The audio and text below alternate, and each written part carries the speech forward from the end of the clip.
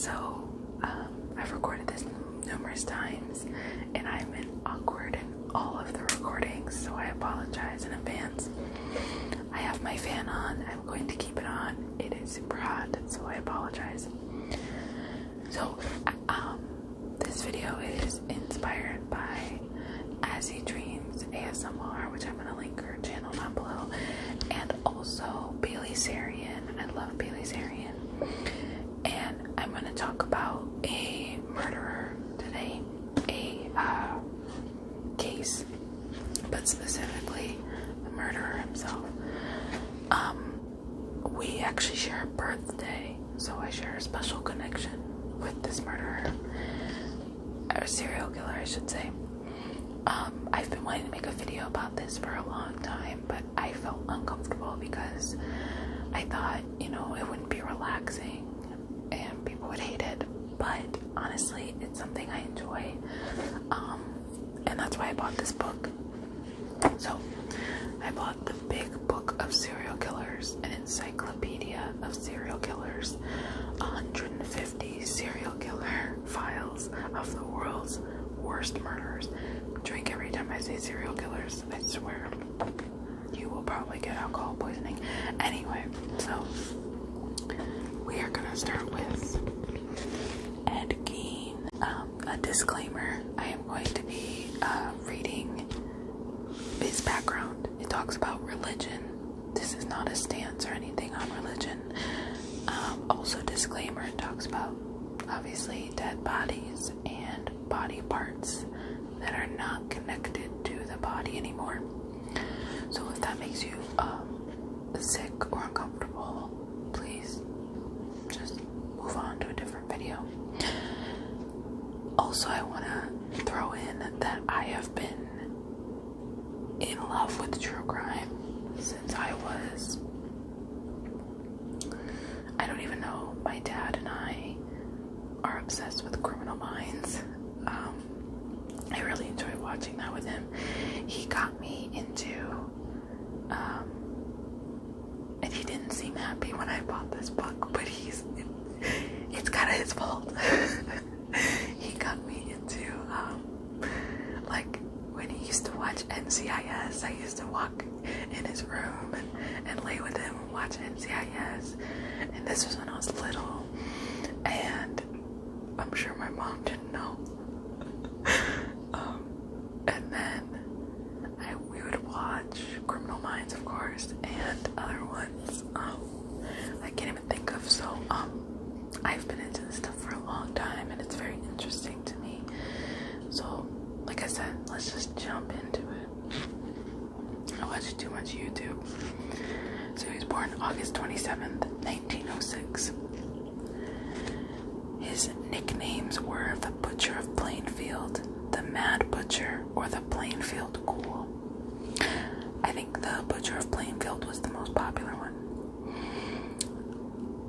This is the part that I don't agree with at all. It says characteristics, necrophilia, and I think what they're trying to say is like that's kind of what his crime is, but it's really not, because he even states, and I've read multiple articles about this, that he did not do anything sexual with any bodies because of the smell. And when you see him in videos, you're kind of like, oh, okay, like old videos, he doesn't seem like the attracted to corpse kind of guy. He seems, I don't know how to put it, but that part confuses me. There's no record of him doing anything with any bodies, but I guess you could classify what he's doing as that. I don't know. Anyway, so the number of victims, 2+. The reason for this is that they've only identified 2 people, but, and you'll find out later, the things that they found in his home conclude that there might have been up to 9 victims, but only 2 can be identified. So date of murders, December 8th, 1954 and November 16th, 1957. He was arrested on November 17th, 1957. His murder method was shooting. His known victims, Mary Hagen, 54, and Bernice C. Warden, 58. The crime location was Wisconsin Plainfield. For the longest time, I thought it was Illinois Plainfield, and I felt so dumb. His status: he was found not guilty by reason of insanity and sentenced to life in a mental hospital. He died on July 26, 1984, due to lung cancer. So, there's a little bit about his background. Ed Gein was the real-life psycho, an incredibly disturbed individual who was heavily influenced by his mother. Gein was born in La Crosse County, Wisconsin, to parents George and Augusta. Gein was the second child, the first being his one and only brother Henry. Their father was an alcoholic who was unable to hold on to a job. Yet he worked in multiple areas such as insurance sales, carpentry, and tanning. I think tanning back then meant maybe something with animals. At one point, George owned a grocery store, but they sold it and shifted to Plainfield, Wisconsin. The parents wanted their family to live in isolation. Whenever outsiders approached Gein and his brother, their mother would chase them off. The only times the boys were allowed to leave the property was to go to school. Their mother, Augusta, was a devout Lutheran who had preached to her children about the immortality of the world, including the evils of alcohol and the belief that women were instruments of the devil and naturally prostitutes. I don't know. Every afternoon she would spend time repeating verses from the Bible, mainly focusing on those mentioned murder, divine retribution, and death. So she was a little out there. In 1940, Gein's father died from heart failure, likely caused by his alcoholism. To help support the family, Gein and his brother Henry would undertake a variety of odd jobs around town. As they grew older, Henry worried about how close Gein and his mother were. Whenever he spoke badly about their mother, Gein would respond emotionally with hurt and shock. In May 1944, Gein and Henry were busy burning off the marsh vegetation on the farm when the fire became uncontrolled.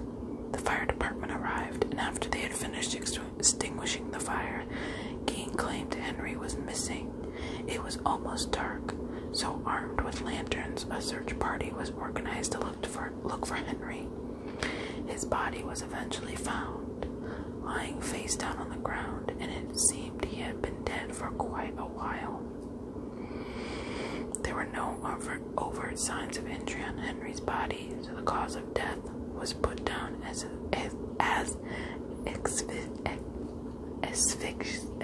asphyxiation. Did I get it? I usually can say that word, but not when I'm reading it. Asphyxiation. There we go. I was reading too slowly. I'm gonna keep that in.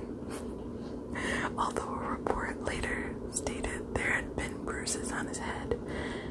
Had he been murdered? Oh yeah, I forgot this was like a written book. Like this isn't like facts. And was the murder committed by Gein, his own brother? Most who have questioned Gein later in life believe he did indeed kill his brother Henry. Well, duh. My nose itches so bad. I am so sorry. It's so annoying. I don't know why. So I think it's the fan. Something's tickling my nose. Shortly after Henry's death, Gein's mother suffered a serious stroke, and Gein became her caregiver. She suffered a second stroke and died in December 1945. I'm gonna call him Ed because his last name is throwing me off. Ed was completely devastated at the loss of his mother, the one person who had been his only friend his whole life. He managed to keep the odd jobs to help support himself. As a handyman, he was eligible for farm subsidy from the government, and he started receiving this in 1951. Gein sealed off the rooms his mother had used and left them completely pristine and untouched. However, the small areas of the house he lived in were nothing short of squalid. Alone all the time, Gein developed, I'm just gonna call him Gein, I guess, because I keep saying it, developed an interest in magazines, particularly those that dealt with death and cannibalism. What magazines?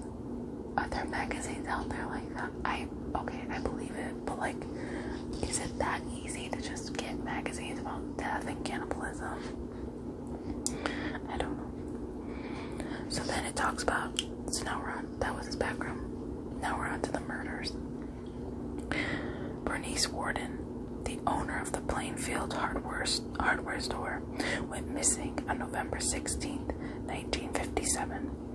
Her son told the investigating officers that Ed had been in the store the night before she disappeared, saying that he was going to return the next day for antifreeze. The police were suspicious, and when they found a written receipt Warden had written for antifreeze the morning she disappeared, the officers decided to search Ed's property. When they searched a shed, they found Warden's body hung up like an animal. She had been decapitated, and she was hung using a crossbar at her ankles and ropes at her wrists. Witnesses said she was dressed out like a deer. Her body had been mutilated after her death, which was caused by a gunshot from a .22 caliber rifle.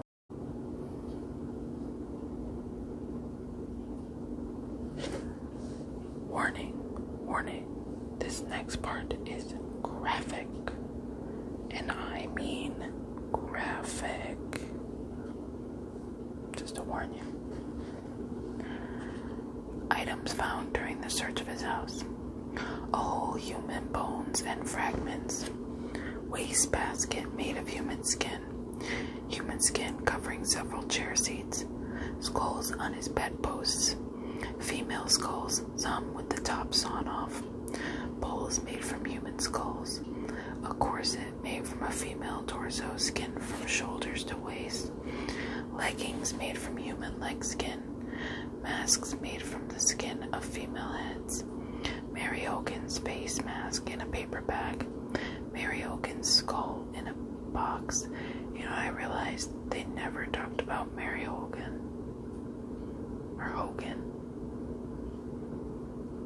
I just now realized that they didn't even mention her murder in here. Oh well.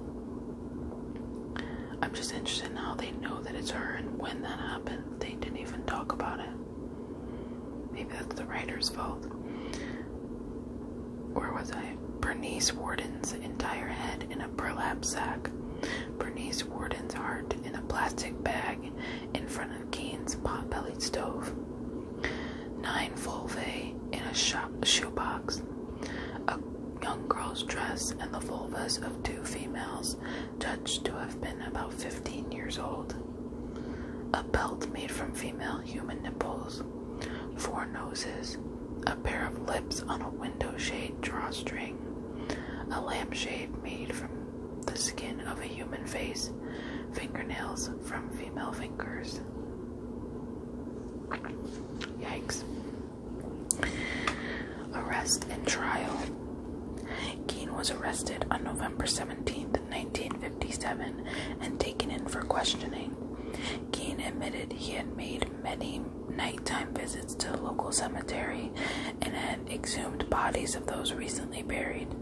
Sometimes he left the cemetery without taking anything, but other times he would take the bodies of women who looked like his mother and transport them home.